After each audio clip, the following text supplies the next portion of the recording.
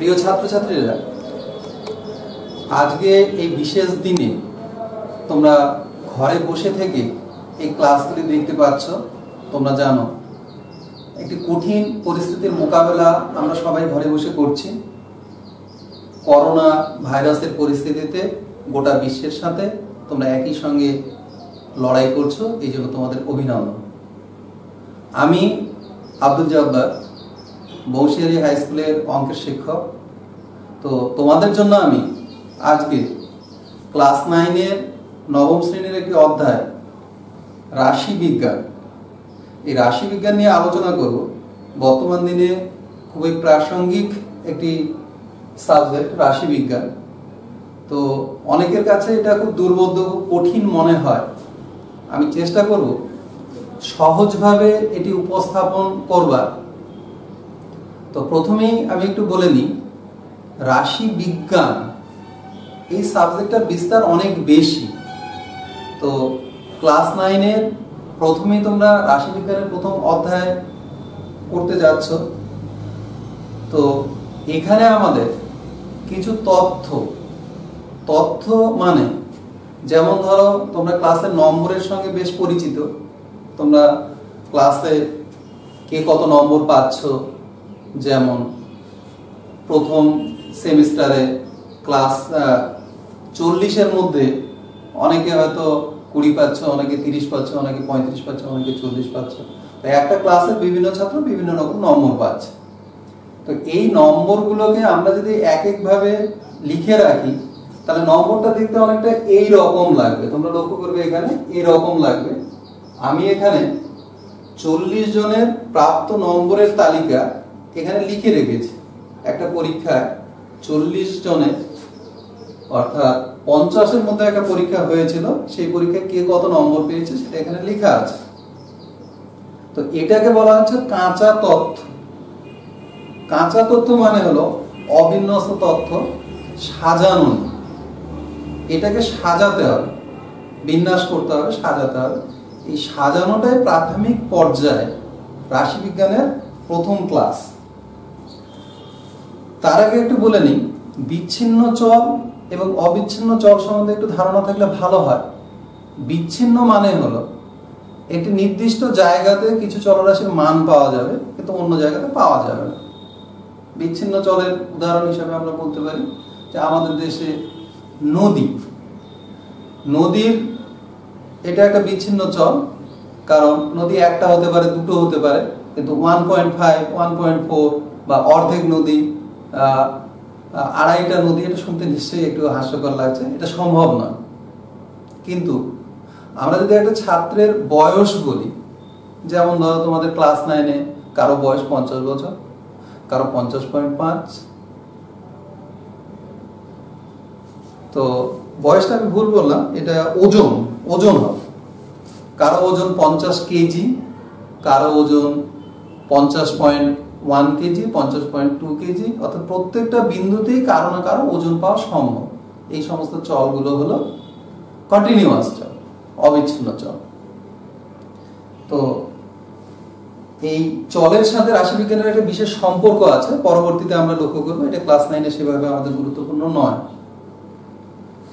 তো এখানে আমরা যে 40 জন ছাত্রের প্রাপ্ত নম্বরের তালিকা লিখে রেখেছি 50 নম্বরের মধ্যে, এখান থেকে আমাদের একটা তালিকা তৈরি করতে হবে, যে তালিকাতে নির্দিষ্ট নম্বর কয়জন পেয়েছে। যেমন ধরা যাক 10 নম্বর কয়জন পেয়েছে, 15 নম্বর কয়জন পেয়েছে, বা 21 নম্বর কয়জন পেয়েছে। এই কয়জন পেয়েছে, এই যে কথাটা, এটাকে বলা হয় ফ্রিকোয়েন্সি। তো এইভাবে আমরা তথ্যটাকে যখন সাজিয়ে ফেলবো, তখন একটা মার্কস ব্যবহার করতে হয়, সেটাকে বলা হচ্ছে ট্যালি মার্কস। ট্যালি মার্কসের সাহায্যে প্রথমে আমরা পরিসংখ্যাটাকে তৈরি করব, এবং এই তথ্যটাই পরবর্তীতে এটাকে শ্রেণী সীমানাতে পরিণত করব। শ্রেণী সীমানাটাকে একটু বলে নিই। তার আগে এই তথ্যের সর্বোচ্চ মান কত এবং সর্বনিম্ন মান কত, এটা আমরা একবার দেখে নেব। সর্বোচ্চ মানটা আমরা কিভাবে দেখব, যেহেতু এখানে অনেকগুলো তথ্য আছে, অনেকগুলো ডাটা আছে, তো এটা দেখতে গিয়ে অনেক সময় গুলিয়ে যায়। কারণ প্রাথমিক পর্যায়ে কেউ দেখে মনে করে যে এটাই বেশি, এর থেকে হয়তো বেশি নেই। তো এটা দেখার একটা উপায় আমি তোমাদের বলে দিচ্ছি, যে প্রথমে হয়তো এই সিরিজটাকে আমরা লক্ষ্য করলাম, এখানে লক্ষ্য করবে সবচেয়ে বড় কত এই সিরিজটাতে, সবচেয়ে বড় হলো 43। এরপরে আরো বড় থাকতে পারে, এটাকে আপগ্রেড করতে হবে, অর্থাৎ এর থেকে বড় যদি থাকে তাহলে আমরা নেব, আর বড় যদি না থাকে তাহলে সেটাকে স্কিপ করে দেব। যেমন এই সিরিজে আমরা যদি লক্ষ্য করি তাহলে দেখতে পাচ্ছি 43 থেকে বড় আর কোনো সংখ্যা নেই, তাহলে আমরা নেব না। এরপরে সিরিজটাতে দেখতে পাচ্ছি যে 45 আছে এখানে, তার মানে আমার 43টা আর বড় হলো না, বড় হয়ে গেল 45। তাহলে 45 এখানে হলো। আবার এখান থেকে যদি আমরা দেখি তাহলে দেখা গেল যে 49 চলে আসবে, অর্থাৎ সর্বোচ্চ মানটা আমার হয়ে গেল 49। এবার এই 49 থেকে আর বেশি কিছু আছে কিনা আমরা দেখব। এখানে 48, আর কেউ নেই, আর কেউ নেই, আর কেউ নেই, আর কেউ নেই, অর্থাৎ এই যে 49, এই 49টা হলো এই সংখ্যাগুলোর মধ্যে, অর্থাৎ ডাটাগুলোর মধ্যে সবচেয়ে বড় তথ্য। এটাকে বলা হচ্ছে সর্বোচ্চ মান বা সর্বোচ্চ সীমা। সর্বনিম্ন কত? সর্বনিম্ন আমরা যদি এখানে দেখি তাহলে দেখব এখান থেকে খুব সহজেই আমরা খুঁজে পেতে পারি 01, অর্থাৎ এমন একটা ছাত্র যে 50-এর মধ্যে 1 পেয়েছে, সেটা খুবই সম্ভব। আবার এমন একজন ছাত্র যেটা 50-এর মধ্যে 49 পেয়েছে। তাহলে এখান থেকে শ্রেণীটাকে আমরা সাজিয়ে নিতে পারি যে বিস্তারটা কত। বিস্তার একটা গুরুত্বপূর্ণ বিষয়, কারণ বিস্তার যত থাকবে সেই হিসাবে আমাদের শ্রেণীর দৈর্ঘ্যটাকে নির্ণয় করতে হবে। তাহলে এখান থেকে আমরা বিস্তার কত পাবো? এটা হলো সর্বোচ্চ মান আর এটা হলো সর্বনিম্ন মান। এই মানটা হলো সর্বোচ্চ। তাহলে সর্বোচ্চ মান আমরা পেলাম 49, আর এখান থেকে সর্বনিম্ন মান পেলাম 01। তাহলে বিস্তার কত হবে? এর ক্ষেত্রে আমরা বিস্তার ক্ষেত্রে বের করব সর্বোচ্চ মান বিয়োগ সর্বনিম্ন মান, মানে 48। এটা হচ্ছে ক্ষেত্রে বিস্তার। তাহলে বিস্তার হলো 48। এবার এমন ভাবে এই বিস্তারটাকে ভাগ করতে হবে যেন এই শ্রেণীর মানগুলো, অর্থাৎ কটা শ্রেণীতে আমরা বিভক্ত করব। যেমন খুব কম যদি শ্রেণী হয় সেটাও দেখতে ভালো লাগে না, হয়তো 2-3তে শেষ হয়ে গেল, অথবা শ্রেণী হয়ে গেল প্রায় 20টা, তাহলেও অঙ্ক করা খুব মুশকিল হয়ে যাবে। তাহলে আমরা করব কি, এটাকে আমাদের কাজের সুবিধার জন্য মোটামুটি 6টা, 7টা, 8টা বা 10টা শ্রেণীতে ভাগ করে নিলে কাজ করতে আমার খুবই সুবিধা হয়। তো এই তথ্যগুলোকে আমরা 5টা শ্রেণীতে ভাগ করে নিচ্ছি। কেন 5টা শ্রেণীতে ভাগ করে নিচ্ছি? মোটামুটি 5, 9, 45, একটা শ্রেণীতে 9টা করে আমাদের তথ্য আসবে। তার আগে এবার একটা ছক বানাতে হবে, যে ছকে আমরা শ্রেণী সীমানাটাকে নিয়ে আসবো। শ্রেণী সীমানা মানে হলো যে 0 থেকে 10 পর্যন্ত কতজন পেয়েছে, যদি আমরা 10টা করে বিস্তার করতে চাই। এবার 11 থেকে 20 পর্যন্ত কয়জন পেয়েছে, 21 থেকে 30 পর্যন্ত কয়জন পেয়েছে, 31 থেকে 40 পর্যন্ত কতজন পেয়েছে, 41 থেকে 50 পর্যন্ত কতজন পেয়েছে। যেহেতু সর্বোচ্চ নম্বর 50, তাহলে 50-এর বেশি নিশ্চয়ই এই ক্ষেত্রে কেউ পাবে না এবং নম্বর ঋণাত্মক হওয়া সম্ভব না। এই জন্য এটাকে আমরা 0 থেকে 10 পর্যন্ত নিয়ে যাচ্ছি। এটাকে বলা হচ্ছে শ্রেণী দৈর্ঘ্য। তাহলে এবার আমরা একটা ছক তৈরি করব, যেই ছকটাতে এটাকে বলা হচ্ছে পরিসংখ্যা বিভাজন ছক, এবং পরিসংখ্যা বিভাজন ছক থেকে এটাকে শ্রেণীতে আমরা রূপান্তর করব।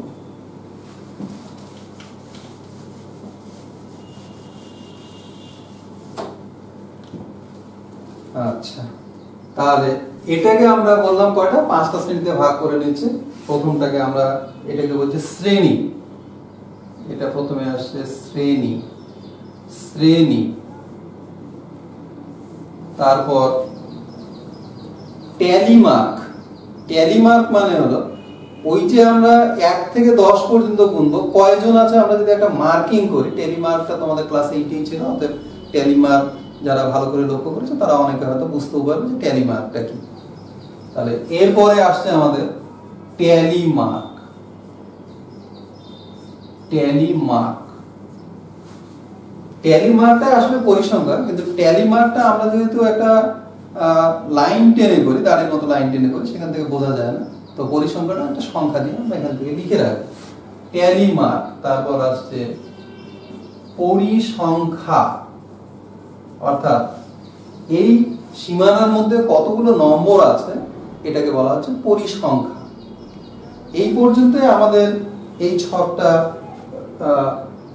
পরিসংখ্যা বিভাজন ছক তৈরি হয়ে যাবে, এবং এরপরে আরেকটা আমরা অঙ্কতে দেখাবো যে এই পরিসংখ্যা বিভাজন ছকের আমাদের কি উপকারিতা আছে, কি সুবিধা পেতে পারি আমরা এখান থেকে, সেটা পরের ছকে আমরা যাচ্ছি। তো এই ছকটা আমরা কি করে বানাবো, দেখো শ্রেণী আমি বলেছি 5টা শ্রেণীতে বিভাজন করব, এটা বলাই থাকে প্রশ্নে যে 5টা বা 6টা বা 7টা শ্রেণীতে বিভাজন করে নাও। তাহলে এই শ্রেণীটাকে আমরা 5টা শ্রেণীতে বিভাজন করে নেব। যেমন এখানে আমি বলছি যেহেতু 1 নম্বর সবচেয়ে কম, তাহলে 1 থেকে 10, আবার 11 থেকে 20, এইভাবে আমরা এই বিভাজনটাকে করে নিতে পারি। তাহলে সবচেয়ে কম নম্বর হলো এখান থেকে 0, তাহলে এই শ্রেণীটাকে আমি করে দিচ্ছি 0 থেকে 10 নম্বর কতজন পেয়েছে। এবার ট্যালি মার্কের সাহায্যে আমাকে এটা খুঁজতে হবে যে কতজন পেয়েছে। এই জায়গাটা কিন্তু খুব কঠিন, মানে কঠিন বলতে এই অর্থে যে ভালো করে তোমরা যদি মার্কটা না দাও, ঘরটা যদি না কেটে দাও, গোনার ক্ষেত্রে অনেক সময় ভুল হয়ে যেতে পারে। তো আমরা এইভাবে দেখে নেব যে 10-এর কম কোথায় কোথায় আছে, ভালো করে লক্ষ্য করবে। 10-এর কম এই যে একটা, তাহলে 1 আমরা পেলাম, এখান থেকে একটা মার্ক দিয়ে দেবো, এটাকে বলা হচ্ছে ট্যালি মার্ক, একটা পেলাম। আর কোথায় পাচ্ছি, এখানে একটা পেলাম, এই যে 2 হলো। আর কোথায় পাচ্ছি, এখানে ভালো করে লক্ষ্য করবে 10-এর কম আর কোথায় পাচ্ছি, এই লাইনে কোথাও নেই, এই লাইনেও কোথাও আমরা দেখতে পাচ্ছি না, এখানে একটা আছে, তার মানে আর একটা হলো, 3টে হলো। এখানে একটা আছে, আর একটা হলো, 4টে হলো। আর কোথায় আছে ভালো করে লক্ষ্য করবো, এখানে একটা হলো। তাহলে আমরা এইভাবে আর একটা ক্রস দিয়ে দেবো, এইভাবে দিয়ে এখান থেকে এইরকম মার্কসটা দিয়ে দেবো। তাহলে এটা আমার 5টা হয়ে গেল। তারপরেও আমরা দেখতে পাচ্ছি আর একটা আছে, তারপর আর একটা এরকম করে দিতে হবে। তাহলে 0 থেকে 10-এর মধ্যে কটা আছে পরিসংখ্যার ক্ষেত্রে, এখানে আছে আমাদের 5টা, আর একটা মিলে হলো 6টা। এই পরিসংখ্যাকে অনেক সময় এফ দিয়ে লেখা, এফ। এফ এটা ফ্রিকোয়েন্সি থেকে পাওয়া যায়, এফ এর ইংরেজিটা হলো ফ্রিকোয়েন্সি। তো 0 থেকে 10-এর মধ্যে নম্বর পেয়েছে এরকম ছাত্রছাত্রী আছে 6 জন।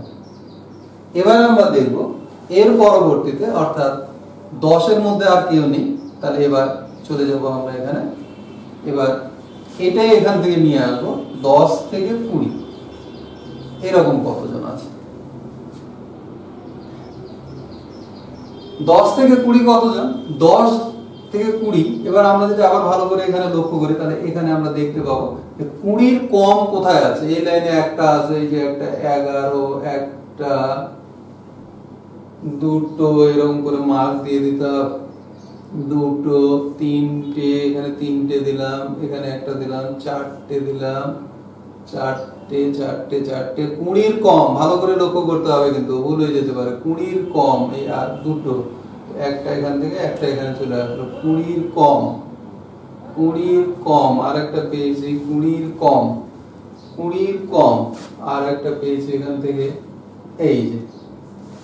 তাহলে এই চিহ্নটা কত হলো, এই চিহ্নটাকে ট্যালি মার্কের সাহায্যে 5 বোঝা যায়, তারপর 3টে, অর্থাৎ এখানে চলে আসলো 8টা। একই রকম ভাবে এবার আমরা চলে যাব 20 থেকে 30-এর মধ্যে কয়জন আছে, 20 থেকে 30-এর মধ্যে। তো এই গোনার কাজটা কিন্তু খুব সূক্ষ্মভাবে করতে হবে, আর এটা ভুল হয়ে গেলে আমাদের এই গোনাগুলো সমস্ত ভুল হয়ে যাবে, বুঝতে পেরেছো? তাহলে এবার আমরা দেখব যে 30-এর কম কতজন, কারণ এখানে সবচেয়ে বেশি হচ্ছে 30। 30-এর কম, 30 থাকলেও আমরা ওই শ্রেণীতে নিব না, ওটা পরের শ্রেণীতে চলে যাবে। তাহলে এখানে লক্ষ্য করব 30-এর কম কতজন আছে, ভালো করে লক্ষ্য করবে। 30-এর কম, এই যে একটা দেওয়ার সঙ্গে সঙ্গে এখানে আমরা দাগ দিয়ে দেবো, একটা, দুটো, এই যে 30টা এটা কিন্তু পরের শ্রেণীতে চলে যাবে, ভালো করে লক্ষ্য করবে। 30-এর কম আমরা নেব, 30-এর বেশি বা 30 ওখানে কিন্তু নেব না, 30-এর কম আমরা নেব। এই জন্য এই 30টা কিন্তু পরে যখন আমরা নিম্ন শ্রেণীতে নেব তখন কিন্তু চলে যাবে। তাহলে 30-এর কম আমরা এটা নেব না। তারপর এখান থেকে আর নেই, এখান থেকে আর নেই, এখান থেকে 30-এর কম, এই যে 30 আর একটা আছে, এই আর দুটো আমরা পেয়ে গেছি। 30-এর কম আমরা নিলাম, এটা একটা পেলাম, এটা হলো 30-এর কম, এই একটা পেয়েছি, এই দিয়ে দিলাম 5 হয়ে গেল। 30-এর কম এই একটা পেয়েছি, 6 হলো, এই একটা হলো 7 হলো।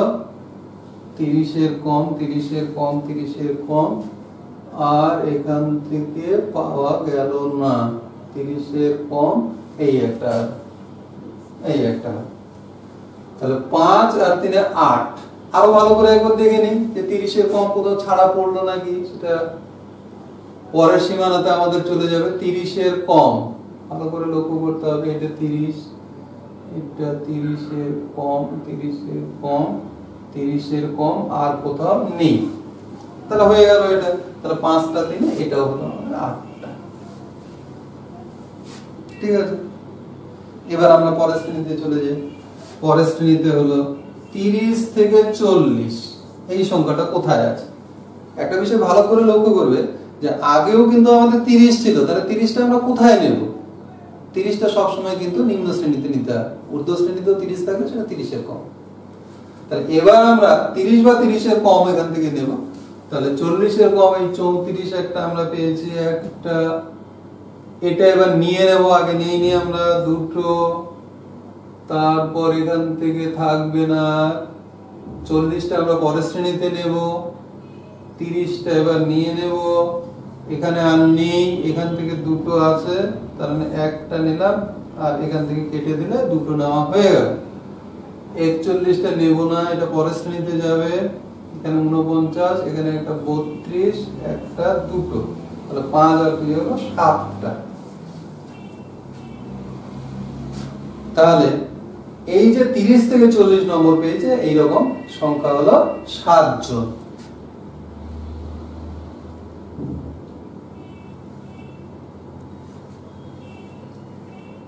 এবার এখান থেকে আমরা দেখব যে পরের শ্রেণীটাতে কত জন আছে, অর্থাৎ 40 থেকে 50-এর মধ্যে কত জন আছে, এটা আমরা এবার হিসাব করব।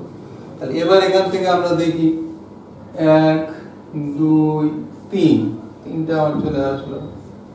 তারপর পড়ে থাকলো 4 5 6, 6 6 6 5 দিয়ে তারপর একটা দিতে হবে 6, তারপর আসলো 7 8 9 10, এটা মিলে হয়ে গেল 11।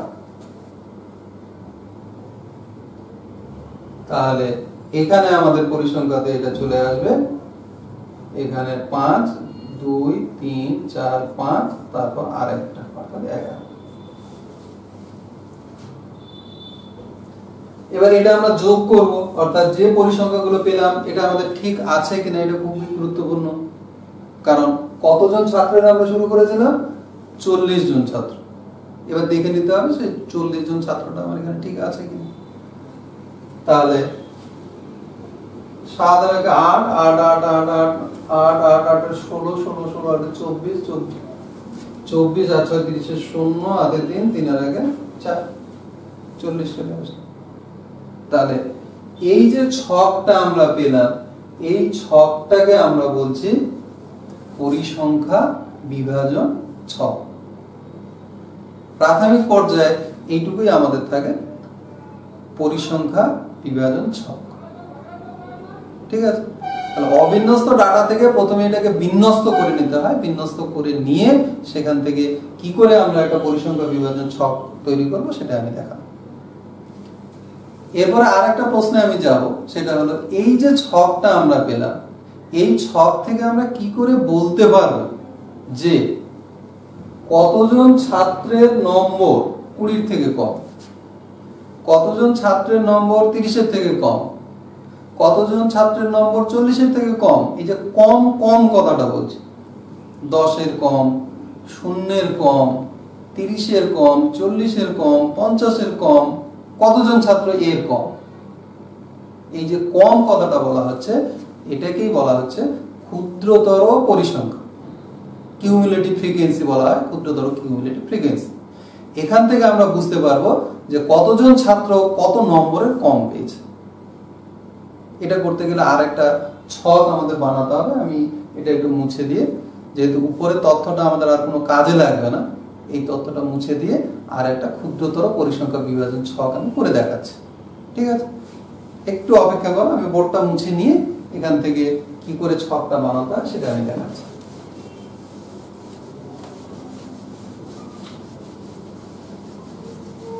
আমরা এই তথ্যটাকে কাজে লাগাবো। এটা প্রশ্ন তোমাদের বলাই থাকবে, এই প্রশ্নটা বলাই থাকবে। এখান থেকে প্রশ্নটা এরকম থাকতে পারে যে এই যে পরিসংখ্যা বিভাজন ছক হলো, এটার থেকে কতজন ছাত্র 20 নম্বরের কম পেয়েছে বা কতজন ছাত্র 30 নম্বরের কম পেয়েছে।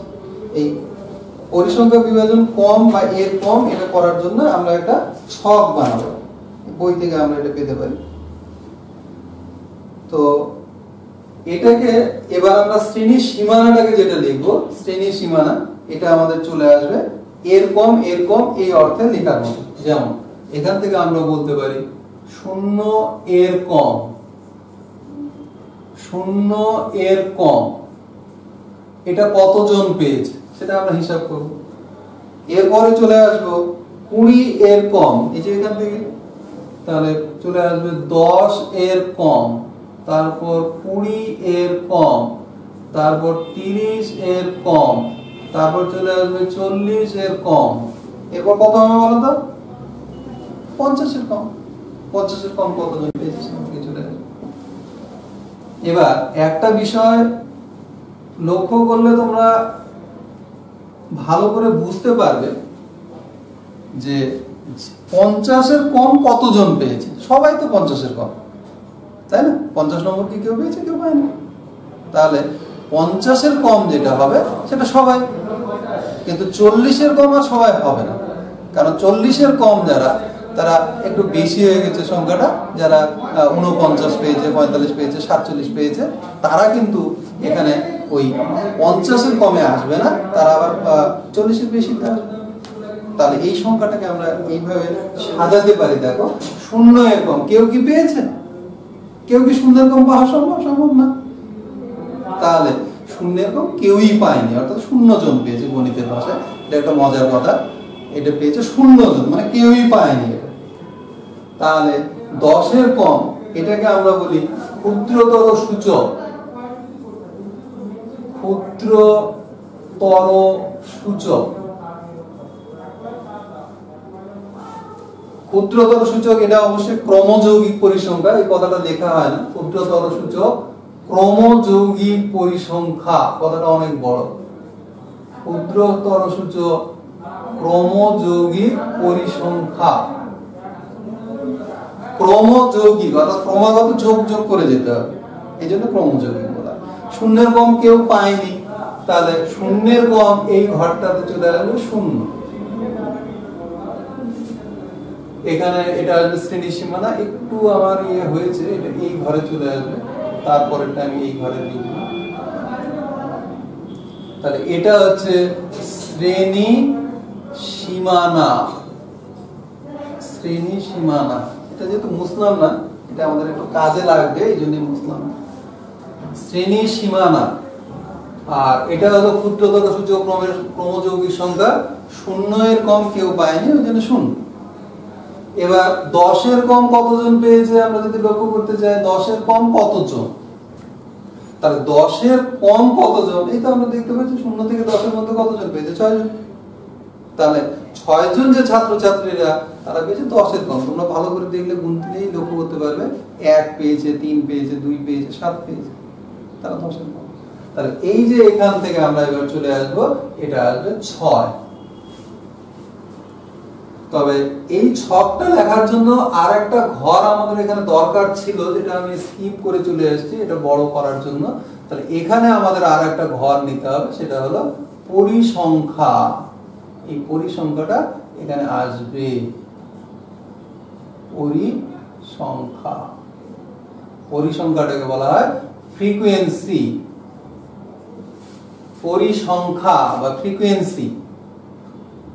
তাহলে শূন্য পরিসংখ্যাটা আমরা এখান থেকে দেখতে পেয়েছিলাম, এখানে ছিল 6, তারপরে ছিল 8, তারপরে ছিল 8, তারপরে ছিল 7, তারপরে ছিল 11। তো এবার হয় কি যে শূন্যের কম যেহেতু, তাহলে প্রথমে শূন্য চলে আসলো, তারপরে এই 6টা এখানে চলে আসবে। এবার 6 এর সঙ্গে 8 যোগ করতে হবে, এই সংখ্যাটার সঙ্গে 6 এর সঙ্গে 8 যোগ হবে।